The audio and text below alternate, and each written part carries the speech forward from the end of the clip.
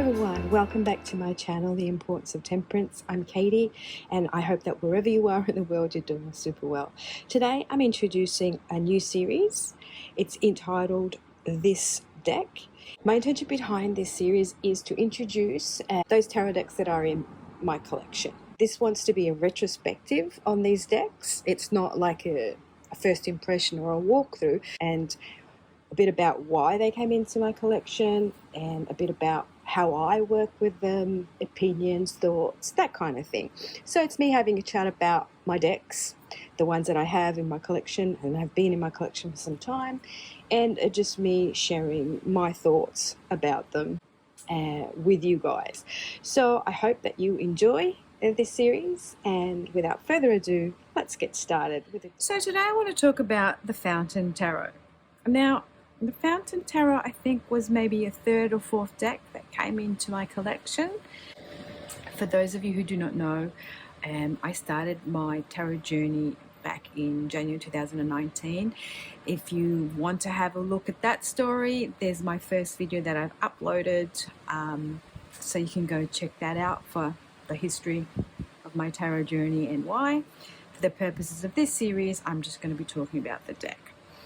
So why it came into my collection was because when I was on Instagram, I was scrolling through the feed and the photos of this deck came up, and I absolutely fell in love with the way they looked on Instagram. I liked the look of the artwork, so I went and had a look what deck it was, and I promptly bought it. Now I bought it off, I believe, Amazon. So this is not the indie deck. They did that initially, and then I think this deck was picked up by roostbooks.com, so that's the publishing house. For me, it was quite expensive. I think it was around 65 Australian dollars at the time, or something along those lines. Yeah, and so you open it up. It's got this little like ribbon, brings it out. It's a sturdy little box. It's got the magnetic close, which is pretty cool. And it says here, you are the voice and the breath of universes. It does come with a booklet, and the booklet is quite good as far as booklets go, and it dedicates one page to each card. It's got a bit, about the card, the artwork, and it's got the meaning and the reversal as well. Bigger booklet. Again, we've got that holographic. Is this the holographic? Shimmering shine, I don't know what it's called, but anyway, that's what it's got. And it does come with an extra card, which is the Fountain card, and I need to read you what it says because I think it's absolutely beautiful. So it's entitled Be. The fountain exists outside and beyond the cycles of birth, death, time, and form. It is the nameless, changeless source of which everything is a part of. It is the waking from the dream of separateness and identity, and the recognition of oneself as not only connected to all things, but all things divine nature. When the fountain appears in your reading, relinquish all illusion of control and remain quiet. It invites you to observe, master less, and to just be. Effortless and indistinguishable from life. You are the voice and the breath of universes. So that's absolutely fantastic. And a lot of times I've pulled this card and it's just been the advice that I needed to hear. Just be still.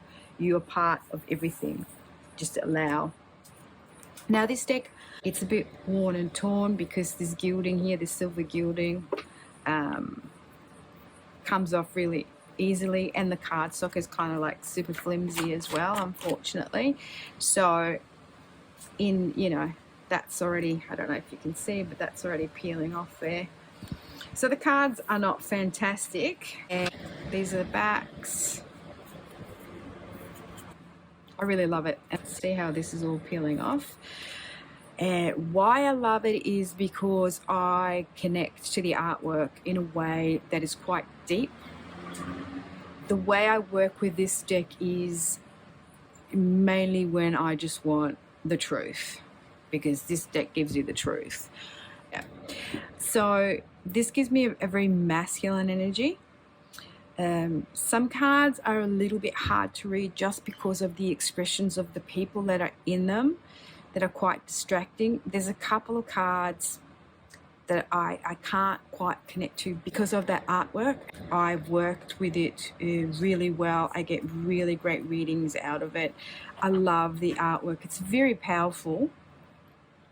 You know, like the Emperor, you know, look at him inside that box. Because, you know, if you're the Emperor, you don't do things outside the box, do you? The Devil cards, Page of Swords, Knight of Coins. Look at that for the Three of Swords. Oh, wow. I just love that Three of Swords. Yeah, so I really kind of enjoy it. It's to me, it's a very powerful deck. It gives me feels, it gives me vibes. As I said before, there's a few cards that don't resonate. So this one here is the Knight of Wands, and most of the suit of wands is represented by dancers, so they're in movement, which is really interesting. So why this guy's got this bit of a weird position. That's the Nine of Coins. I think that's a stunning Nine of Coins. Queen of Cups, Two of Cups. Now, there are a few images in here that don't gel with me, just for the simple reason that this one is one of them, the Knight of Cups.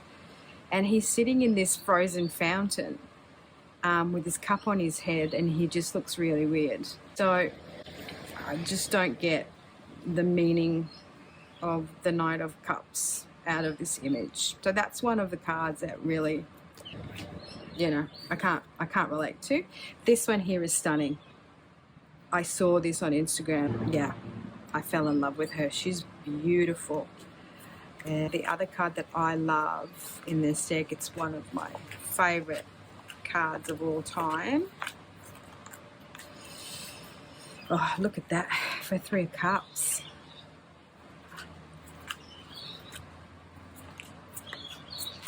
Oh, look at that for the Empress. Isn't she gorgeous? In this lily pond with this beautiful draped shawl of many colours. Now, this is one of those cards where when you see it, you can't unsee it. Now, someone made a comment about it that she looks like a pole dancer. So now when I see this star card, this star card's been ruined for me because all I can see is a pole dancer. The beautiful star card. Look at that for a tower. Isn't that cool? Okay. Oh, look at this for a high priestess. Wow. You know, like, it was a bit of a hard of a deck for me to connect with initially because I didn't know much about the tarot. So it really scared me. Yeah, a bit macabre. But now I get it, and very powerful card. And this is the Moon card, and this to me is one of my most favorite Moon card ever. Well, it was until this guy came along. Now, I think these two are my most favorite Moon cards in any given deck. Yeah, I don't know what it is about this Moon, but this Moon card just resonates really strongly with me. It takes me to places. It gives me all the feels that I need out of my Moon card. And you've got the outline of the two dogs, you know, well, the dog and the wolf. The wolf being our wild, untamed self, howling at the moon, and then you've got, you know, the dog, which is our persona kind of thing. And they're on either side of this water here where it's really rough and scary, and, you know, are you going to jump in and swim out through these to go towards calmer waters? Are you prepared to embrace that mystery? Are you prepared to go into the unknown? Love it. And the Devil, Emperor, Chariots. Where's the other one? That's the Ten of Swords. That's pretty powerful. Also, the swords are very dark in this deck. Look at that. Isn't that a beautiful Ace of Coins? And the Eight of Wands. Oh my goodness, do I love this Eight of Wands. To me, the Eight of Wands is a card about alignment. It's a card that means that everything is going to go ahead in a very swift and fast way from now on, and that everything is going to line up to take you where you need to be. And so this kind of image that takes you to the island, you know, of love, because I grew up on the island of Elba, and to me that's the island of love. And then, you know, all these beautiful rays coming out like the sun, just like everything's going to be absolutely kosher, you know. Page, the Hermit. The Hermit's very dark. And this is one of the cards that, oh, look at that, for a magician. That's so nice. And he's got, you know, the tools of his trade lined up here. This is one of those cards that I can't deal with. He looks like a rock spider.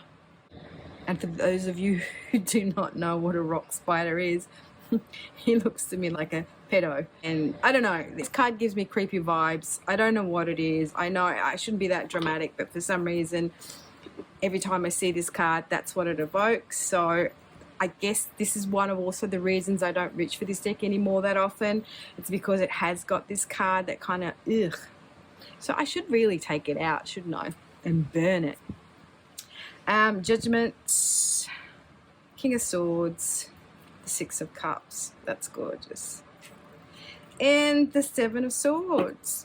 Yeah, so I mean, all in all, I mean, I do love this deck. It gives me great energies. It gives me great reads. I really, really do connect with it on many, many levels.